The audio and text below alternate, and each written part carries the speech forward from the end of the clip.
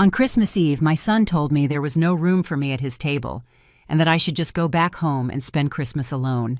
I swallowed my tears and thanked God that I had not given him the $100,000 check I had saved for decades to give him as a gift. It was still in my purse along with the rest of my dignity. But that night, I made a decision that would change our lives forever. The next day, I just left a letter at his door, and when he read it, he started screaming in desperation. But before we continue, make sure you are already subscribed to the channel and write in the comments, where are you watching this video from? We love to know how far our stories are reaching. The morning of December 24th started like any other for me. I woke up at 6 a.m., just as I have every day since I retired from the school where I taught for 40 years. The sun wasn't up yet, but I was already in the kitchen preparing the traditional Christmas pudding that my son Edward always adored. This year was going to be special. After saving my entire life after selling the house where I raised my son alone after my husband's premature death, I had finally managed to gather an amount that would change his life: $100,000. As I beat the eggs, I imagined Edward's face when he opened the envelope with the check. At 45, my son always talked about opening his own restaurant, but he never got the necessary capital.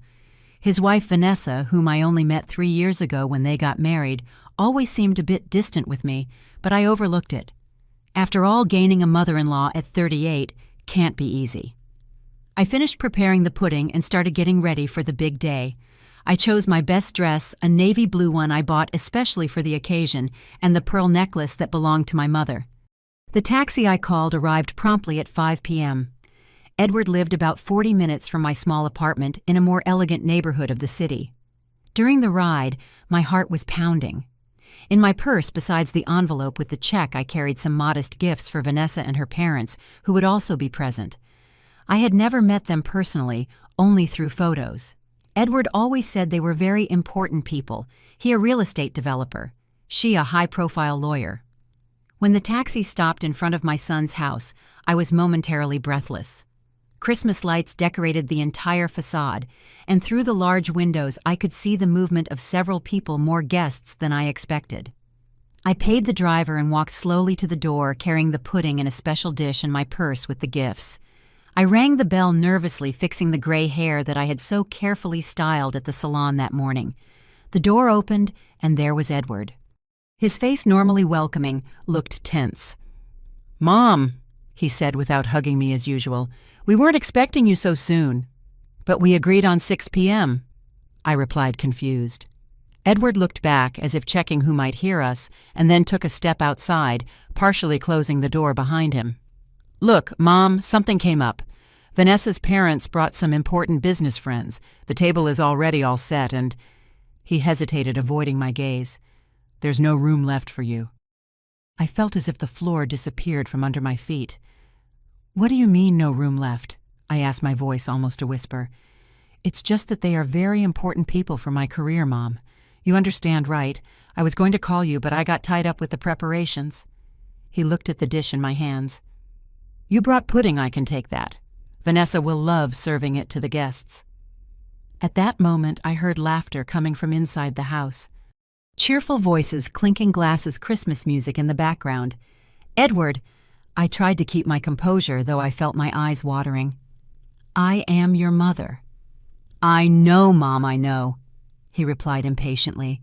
"But you don't want to ruin this important night for me, do you? We can celebrate another day, just the two of us, I promise." Before I could answer, the door opened completely, and Vanessa appeared stunning in a red dress. "Oh, Helen, what a surprise," she said with a fake smile. Then she looked at Edward with an alarmed expression. "Honey, my parents are asking for that special wine." "I'm coming," Edward replied quickly, seeming relieved by the interruption. He turned to me. "Mom, I'm really sorry, but it's not going to work out today. It's better if you spend Christmas at your place. I'll call you tomorrow, okay?" He held out his hands and took the pudding dish from me. Vanessa had already turned around and gone back inside. "Merry Christmas, Mom," he said, and before I could reply, he closed the door. I stood there staring at the closed door, feeling the December night chill seep into my bones. Through the window, I saw my son hand the pudding to Vanessa, who placed it on the beautifully decorated table. Around her, well-dressed people chatted animately. In the center of the room, a huge Christmas tree, much more luxurious than any I could ever give my son during his childhood. I took a few steps back, stunned when I heard someone comment loud enough for the sound to carry through the window. "Who was at the door, Edward?" "No one important," my son replied, pouring wine into crystal glasses. I was no one important to him. The way back home was a blur. I don't remember calling another taxi, only walking a few blocks in a daze until I found one. The driver asked if I was okay. Maybe my face betrayed my devastation, but I just mumbled an address and retreated into silence. No one important. My son's words echoed in my mind, each repetition like a stab. After 45 years, after all the sacrifices, after raising that man alone, I was not important. The taxi stopped in front of my small building. I paid the fare and got out feeling the weight of my 70 years like never before. I climbed the stairs slowly. The elevator had been broken for weeks, and when I finally opened the door to my apartment, the darkness and silence greeted me like old friends. I didn't turn on the lights right away. I preferred to sit in the gloom with only the light coming from the street through the window. My Christmas tree, small and modest, was in the corner of the living room with a few small gifts underneath. Mementos for neighbors and former work colleagues. None for me. I opened my purse and took out the envelope with the check. $100,000, the result of decades of saving of lunches not eaten at restaurants, of clothes not bought, of trips not taken. All so my son could achieve his dream. A dream that apparently did not include me. It was then that something inside me changed. The initial pain gave way to a clarity I had never experienced. My whole life I put others before myself, especially Edward. When his father died when he was just 8 years old, I promised myself that I would do everything possible so he would never feel lacking. I worked 2 jobs, saved every possible cent, gave up my own life. And for what? To be discarded like a worthless object on Christmas Eve. I walked to the small desk in the corner of the living room and turned on the table lamp. I took out a sheet of paper and a pen. The words flowed as if they had a life of their own. Dear Edward, for 45 years you were the center of my universe. Every decision I made, every sacrifice I made was with you in mind. When your father left us, I promised you would never want for anything, and I dedicated my life to fulfilling that promise. Tonight I was going to give you a gift, the fruit of a lifetime of work and saving, $100,000 so you could finally open your restaurant. But I realized standing at your door while you told me there was no room for me, that no amount of money can buy the respect and love that a son should naturally feel for his mother. No one important, you said, and maybe you're right. Maybe I really am not important, not to the important people who are now part of your life. Along with this letter is a formal eviction notice. The house where you live with your wife, as you know, is in my name. It always has been. I bought it thinking of your future, but now I realize it was just one more of the many sacrifices I made for someone who doesn't value me. You have 30 days to vacate the property. There will be no extension. There is no point in hiring lawyers. All the documents are in order. The property is legally mine. When you said there was no room for me at your Christmas table, I decided there would no longer be room for you in my house. Ironic, isn't it?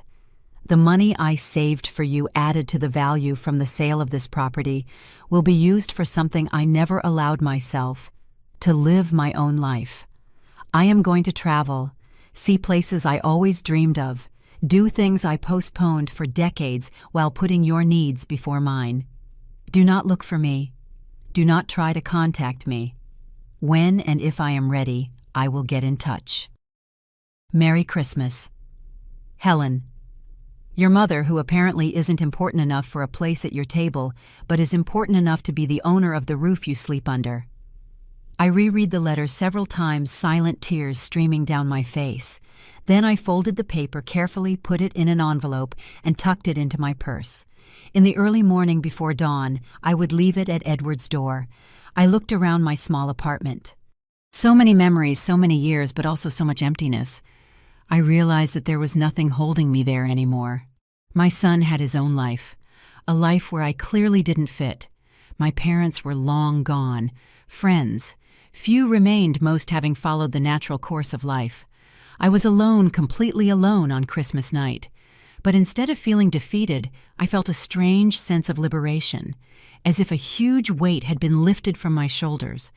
The weight of always putting Edward before everything, of living through him, of existing only as Edward's mother, and not as Helen, the woman with her own dreams. I walked to the bedroom and opened the closet. In the back, there was an old suitcase rarely used. The last time I used it was on a school trip more than 10 years ago.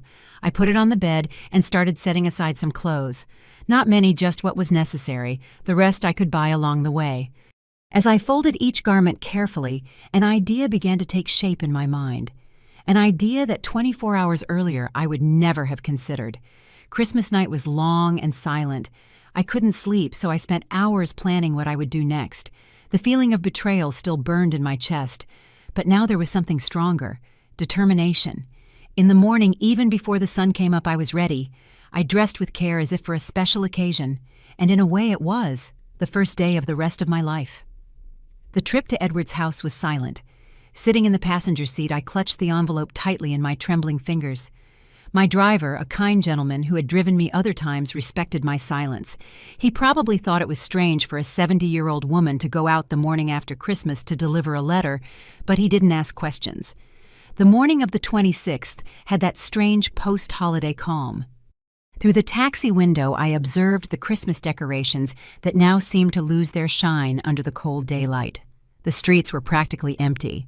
When we arrived in front of Edward's house, or rather the house that I had bought years ago and allowed him to live in, I noticed there were still 2 extra cars in the driveway. I recognized one as belonging to Vanessa's parents. The other probably belonged to some important friend who had stayed for breakfast. "Can you wait a moment, please?" I asked the driver. "I won't be long." I got out of the car, holding the envelope with shaking hands. In it, besides the letter explaining my decision to leave, there was an official document, a formal eviction notice. The house where my son lived with his wife was in my name. It always had been. An investment I made thinking of his future, but which I would now use as the instrument of my freedom, and perhaps the hardest lesson he would ever receive. I hadn't slept all night. Slept all.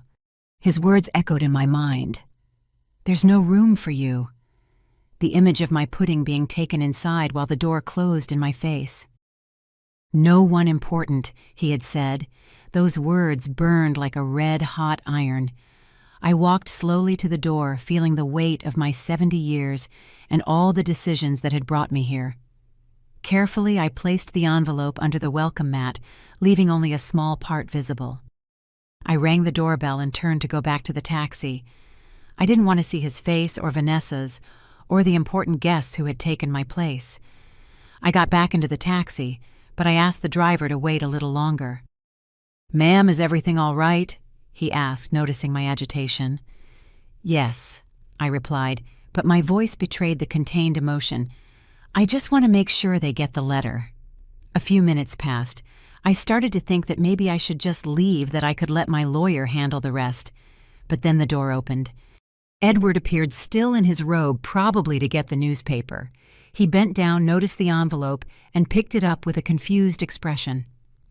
He opened it right there on the porch, pulled out the papers inside, and began to read. I saw the change in his face, as if I were watching a movie in slow motion. First confusion, then disbelief, and finally shock and rage. His face, always so composed and controlled, twisted into a mask of fury. "What?" he yelled so loud I could hear him perfectly through the closed taxi window. "Is this some kind of joke?" He came out to the sidewalk, looking around frantically. His eyes found the stopped taxi, and for a second our gazes met. Recognition flashed in his eyes. "Mom!" he shouted, running toward the car with the crumpled papers in his hand. "Have you lost your mind?" The driver looked at me alarmed. "Ma'am, we can go, please," I said calmly, though my heart was pounding like a drum inside my chest. The car started to move, but Edward was already catching up, banging on the window hard. "You can't do this! This house is mine! You promised!" His screams were a mix of rage and desperation. "Ungrateful old woman, after everything I did for you!" Everything he did for me. The irony was so thick I almost laughed. Vanessa appeared at the door still in her pajamas, followed by her elegantly dressed parents. They all watched the scene with astonishment. "What is going on?" I heard Vanessa ask, her high-pitched voice cutting the morning air. "My mother has gone crazy," Edward yelled, waving the papers. "She's evicting us. She says we have 30 days to get out." The taxi sped up, and we left behind the image of my son in his expensive robe, screaming like a child who is denied a toy. The eviction papers fluttered in his hand like a reverse white flag, not of surrender, but of war. When we reached the corner, my phone started to vibrate. "Edward?" I ignored it. It vibrated again. "Vanessa this time." I turned the device off completely. "To the airport, please," I said to the driver, feeling a strange calm wash over me. "I have a flight to Lisbon in a few hours." As we drove away from the elegant neighborhood where my son lived temporarily, as he now knew, I took the $100,000 check I had planned to give him out of my purse.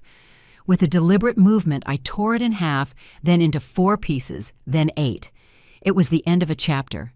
The money I had saved for decades to give to my son would now be used to start my new life. As for the house, my lawyer would handle the sale as soon as the eviction period was over. Edward and Vanessa would have to find a place that fit their budget, a place where, ironically, there might not be room for all those important people. I looked out the taxi window at the clear sky of that post-Christmas morning. For the first time in many years, I felt the sweet taste of freedom. And it was more delicious than any Christmas pudding. During the ride, I took my cell phone out of my purse. I only had 4 frequent contacts: Edward, my neighbor Martha, my longtime friend Susan, and the Chinese takeout I occasionally ordered. I turned off the device and put it away again. From that moment on, I would be unreachable. At the airport, I headed to the first airline counter I found. A young clerk smiled at me. "Good morning, ma'am. How can I help you?" "I want to buy a ticket for the first available flight," I replied. "Where would you like to go, ma'am?" I hesitated for a second. "Anywhere far away from here." The clerk looked confused for a moment, but then her smile widened. "We have a flight to Lisbon leaving in 2 hours. There are still seats available." "Lisbon," I repeated almost to myself. As a young woman, I always dreamed of visiting Portugal, the land of my grandparents. It seemed fitting to start my new journey from there. "Perfect, I'll take it." While the clerk processed my purchase, I looked around. Families returning home after the holidays, couples holding hands, children running excitedly, and me, a 70-year-old woman about to embark on the greatest adventure of my life, completely alone. I should have been scared, but strangely, I felt calm. Maybe it was the certainty of doing the right thing, or maybe it was just the relief of finally putting myself first after so many decades. With the ticket in hand and my small suitcase checked, I went through security and headed to the departure gate. While I waited, I allowed myself to think about Edward. Would he be awake by now? Would he have found my letter? What would he think when he couldn't reach me? A part of me wanted him to suffer, to feel at least a fraction of the pain he caused me. But another part, the part that would always be a mother, hoped my absence would make him reflect and grow as a person. The boarding announcement interrupted my thoughts. I stood up, adjusted my coat, and walked toward the plane that would take me far away from everything I knew. When I found my window seat, I settled in and took a deep breath. I looked one last time at the airport of the city where I spent my entire life, where I raised my son, where I buried my husband, where I taught generations of students. The plane began to taxi, and I felt a single tear run down my face. It wasn't a tear of sadness, but of farewell, of closing a chapter. When we finally took off, I felt a strange peace settle over me.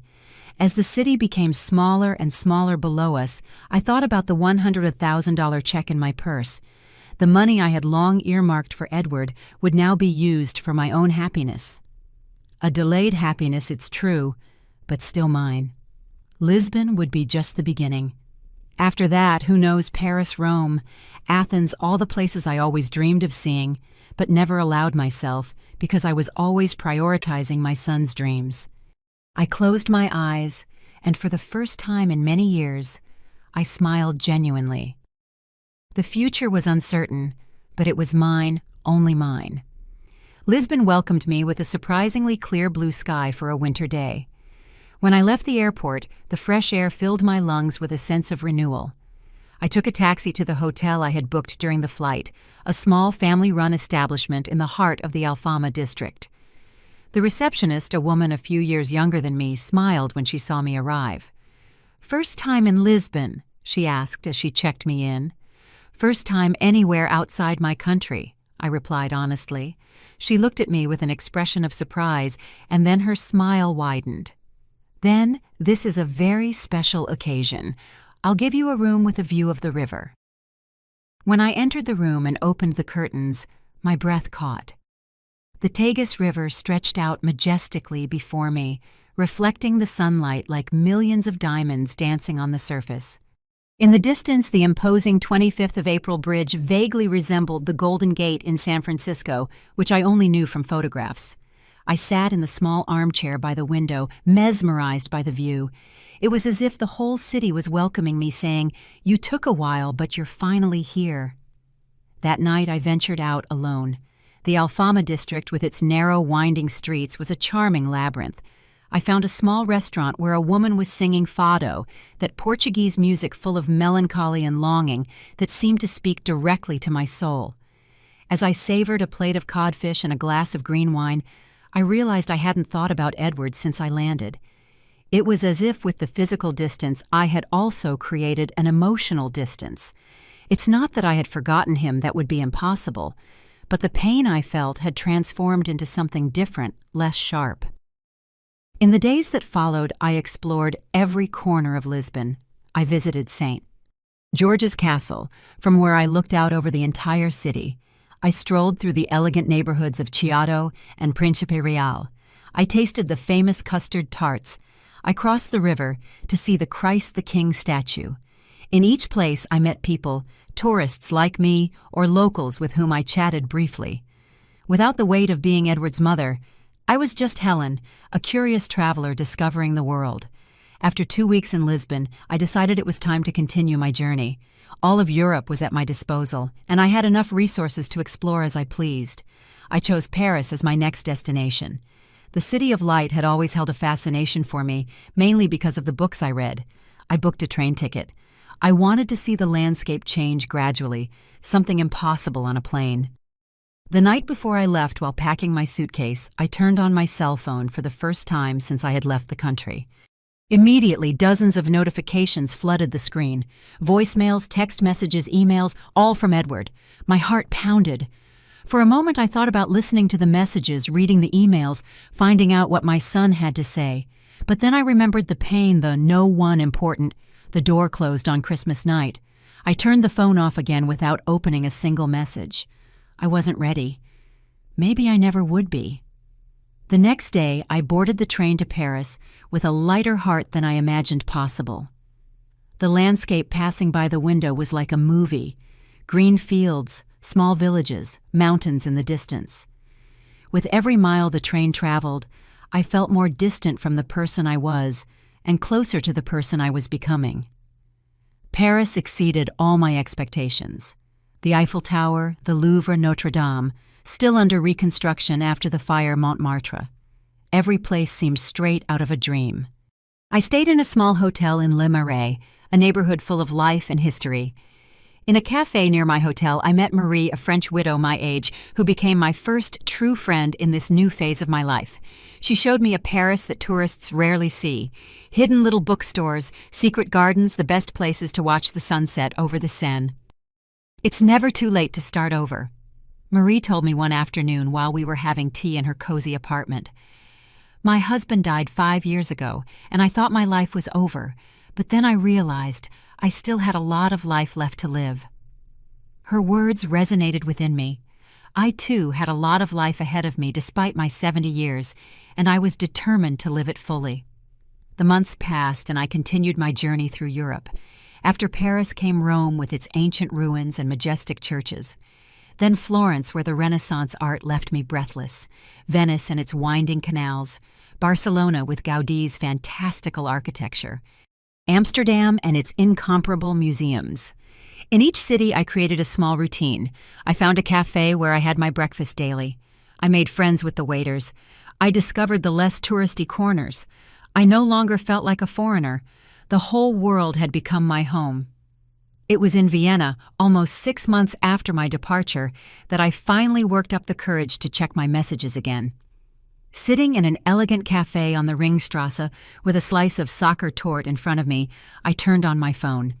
Hundreds of notifications, voicemails from Edward, each one more desperate as time went on, emails begging for news from me, even messages from Vanessa, his wife, something I never expected. With trembling hands, I opened the first email. "Mom, where are you? Please call me. I'm worried." I continued reading the messages, each more desperate than the last. Another a week later. "Mom, I've already checked all the hospitals in the city.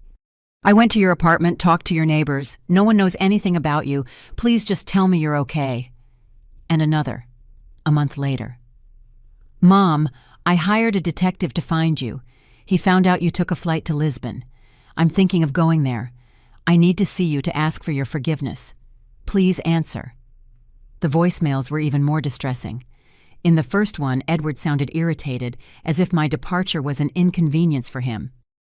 "Mom, what is this about an eviction? You can't do this to us. Call me immediately." But in the following ones, his voice trembled, sometimes broken by sobs. "Mom, please, the real estate agency already contacted us. Vanessa is panicking.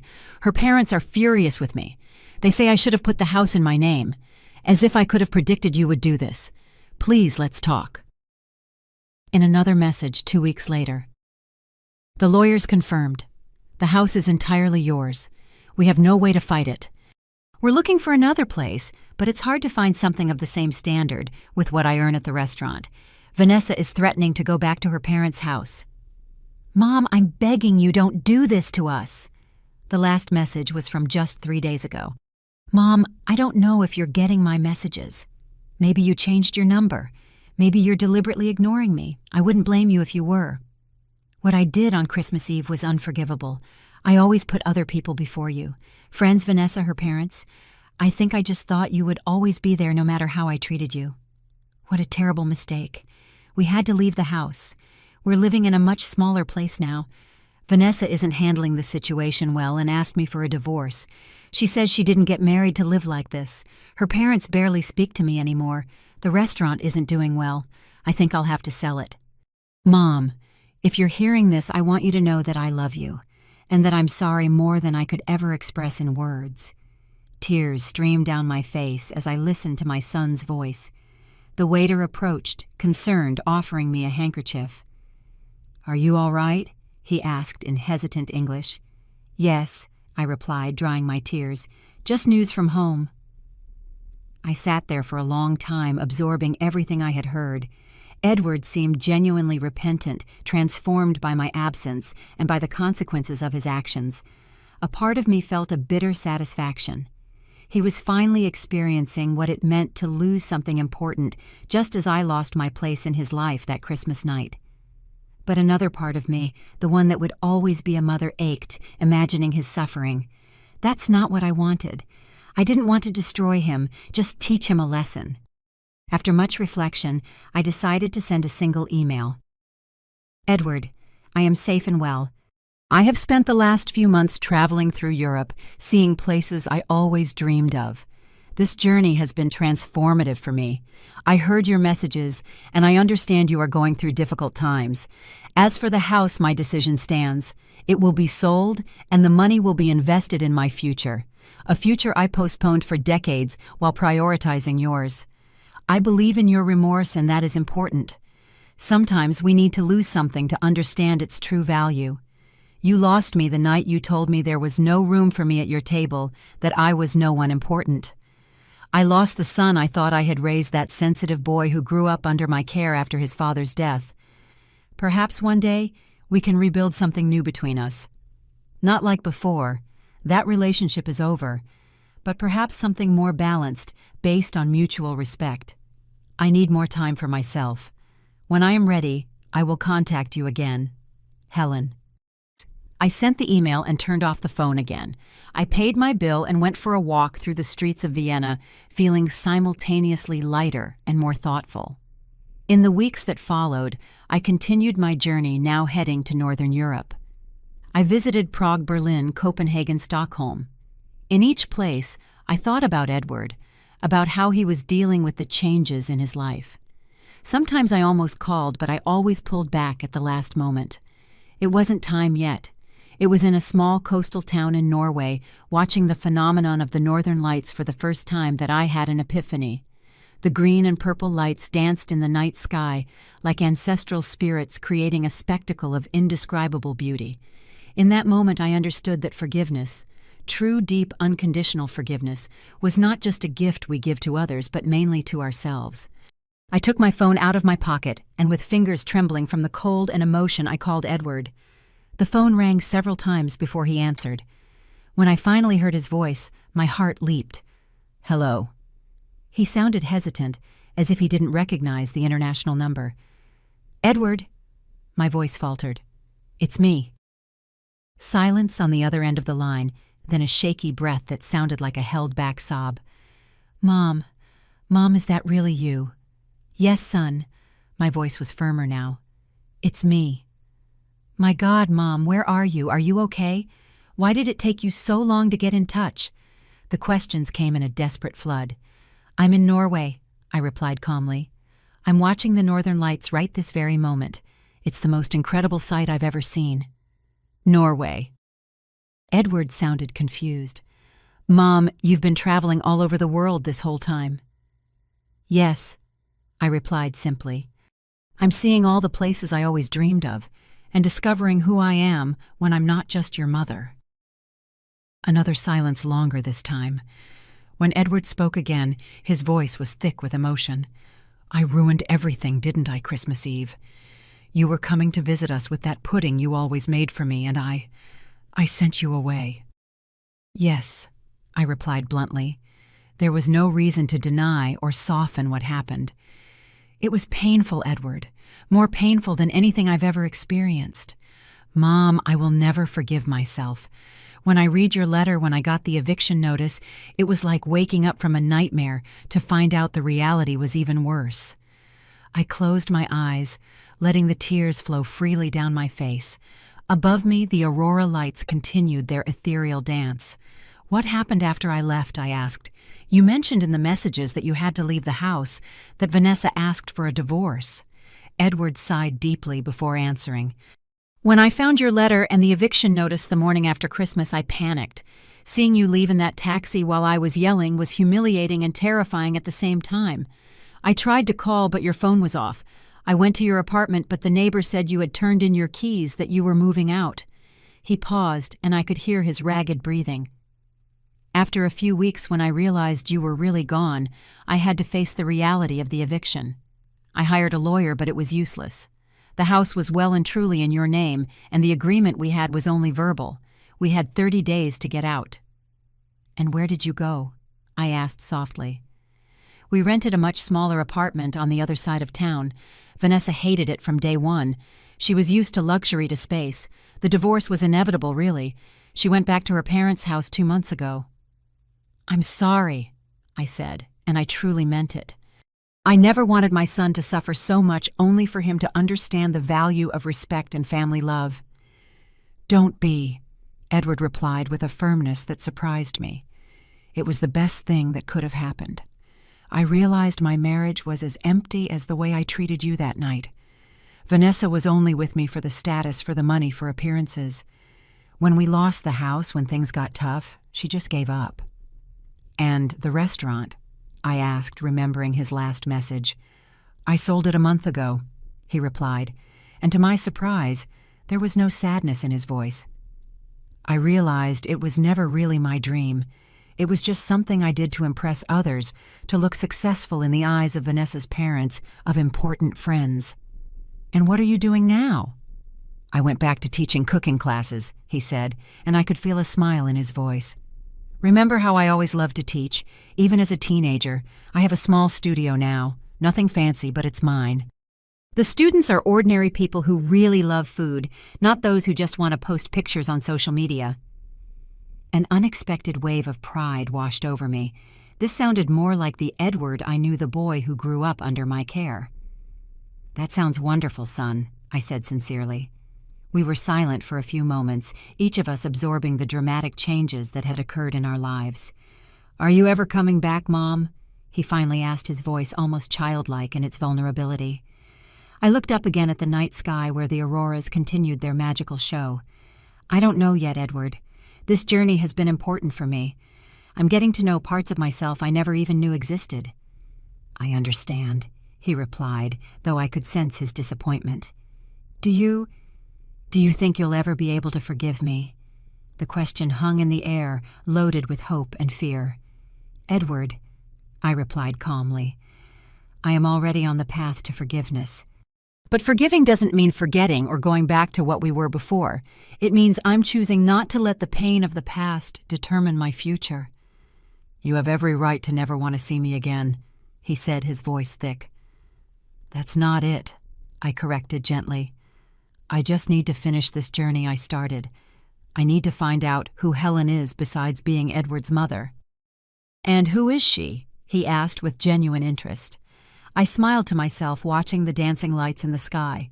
I'm discovering that she's brave, curious, adventurous, someone who appreciates art and music, who isn't afraid to talk to strangers, who can manage in countries where she doesn't even speak the language. "You were always all of those things, Mom," Edward said softly. "I was just the one who never saw it." The tears streamed down my face again, but now they were different, not of resentment, but of reconciliation. "As for the money from the sale of the house," I continued, "I've already decided what I'm going to do with it." "It's yours, Mom. You have every right." "I'm going to buy a small house in Portugal," I interrupted, "on the coast not far from Lisbon, a place where I can settle down, have my own garden, wake up hearing the sea every day." "It sounds perfect," he said, and I could feel he was speaking sincerely. "And if one day you want to visit me," I added, "there will be a room for you, a place at my table, always." I heard a choked sob on the other end of the line. "I would love that, Mom, more than anything." "I'll be back eventually to get some things settled pending matters," I promised. "But when I return, it will be on my own terms, as the woman I am becoming, not just as your mother." "I can't wait to meet that woman," he replied, and I could hear the smile in his voice. We talked for a while longer before saying goodbye, promising to keep in regular contact. When I hung up the phone, I felt as if a circle had closed, but not completely. There were still chapters to be written in this story. The money from the eviction, added to what I had saved for decades to give to Edward, would now be invested in myself. The irony was not lost on me. The house I bought, thinking of my son's future, ended up becoming the instrument of my financial and emotional liberation. In the following months, I kept in regular contact with Edward. We exchanged emails weekly. Sometimes we had video calls. He would show me his small cooking studio, the dishes he was teaching, tell me about his students. I would share my adventures, the places I visited, the people I met. When I finally found the perfect house in Portugal, a small stone building overlooking the Atlantic, surrounded by ancient olive trees, I sent him the photos. His reply moved me. "It looks like the perfect place for you, Mom. A new beginning. I hope one day you'll invite me to visit. Maybe next Christmas. I promise this time there will be more than enough room for you at the table." I smiled, reading his words. Next Christmas would be different. I wouldn't spend it alone in an empty house, nor would I be excluded from my son's table. It would be the first Christmas of my new life, a life I chose for myself, where I wasn't just someone's mother, but Helen, a whole woman complete in herself. And if Edward came, as he promised, there would be room for him. Not because he was my son, but because he now seemed to be someone I would like to have at my table, someone who learned to value not just what people can offer, but who they really are. The lesson had been hard for both of us, but as often happens with life's most valuable lessons, it was necessary. Sometimes you have to lose something to really learn to value it, and sometimes you have to leave the comfort of the familiar to discover who you really are.